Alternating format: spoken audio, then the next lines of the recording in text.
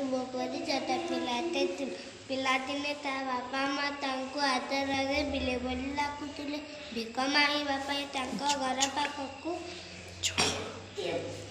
ଦିନ ଅନେକ ଗରିବ ଲୋକମାନେ ଆସୁଥିଲେ। ବିଲେଇ ସେମାନଙ୍କୁ ଦେଖି ଘରର ଦରକାରୀ ଜିନିଷ ଗୁଡ଼ିକୁ ବିଲେଇ ଦେଇ ଦେଉଥିଲା।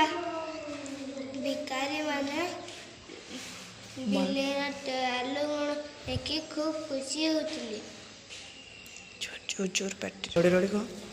ହେଲେ ଘରର ଦରକାରୀ ଜିନିଷ ଗୁଡ଼ିକୁ ବିଲେଇ ଦେଇ ଦେଉଥିବାରୁ ତାଙ୍କ ମା ବହୁତ ମନ ଦୁଃଖ କରୁଥିଲେ। ସେ ଭିକାରୀମାନଙ୍କୁ ଘରର ଦରକାରୀ ଜିନିଷ ଗୁଡ଼ିକ ନ ଦେବା ପାଇଁ ବିଲେଇକୁ ବୁଝାଉଥିଲେ, କିନ୍ତୁ ବିଲେଇ ବୁଝୁନଥିଲା। ଦିନେ ବିଲେଇର ମା ବ୍ୟସ୍ତ ହୋଇ ବିଲେଇକୁ ଘର ଉପର ମହଲାକୁ ଡାକି ନେଲେ।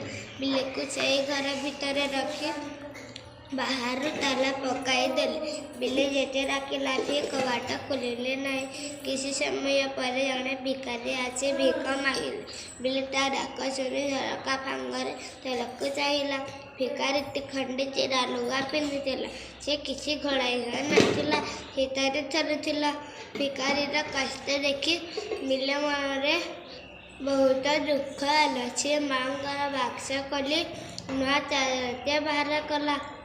ଝରକା ପାଖରେ ଆସି ଭିକାରୀର ହାତ ପାଖକୁ ପକାଇ ଦେଲା।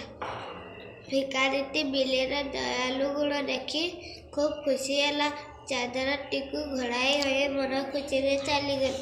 ଏହି ଦୟାଳୁ ପିଲାଟି ବଡ଼ ହୋଇ ସ୍ୱାମୀ ବିବେକାନନ୍ଦ ଭାବରେ ପରିଚିତ ହେଲେ।